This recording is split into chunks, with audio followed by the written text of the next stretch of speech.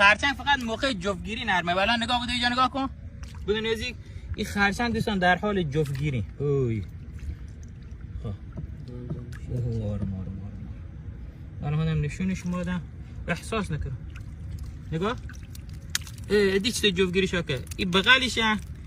این نریشه نگاه این هم مادهشه. نگاه نر بدی.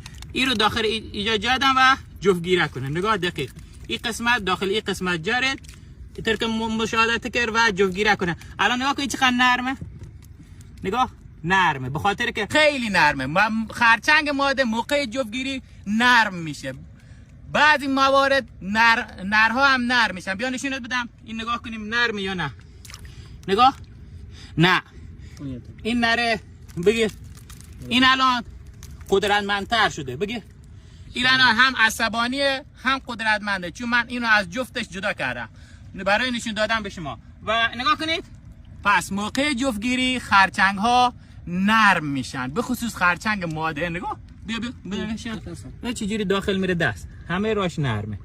نگاه. عین پاستیله. عین پاستیل شده. و تمام دوستان نگاه. عین پاستیل شده. نه کن نرمه. الفيلم بيكون باليزاني اللي هرشا كنا بنقول. نه خیلی بده. نه بقولش بقولش حد جو. بگه دوستان ما اینو آزاد میکنیم تا به کارش برسه. برو. فراری که بس بزن خب بس کار منینه. تا به یوم دی نبرکه عقلوش سر عمره دین و ایمان و میمون با هزار ناز و غم سیارمه خیلی جانه کمر باری گذرزه چشمونش چشم آب حسن روشه ماه جارده یارمه خیلی جانه کمر باری گذرزه چشمونش چشم آب حسن روشه ماه جارده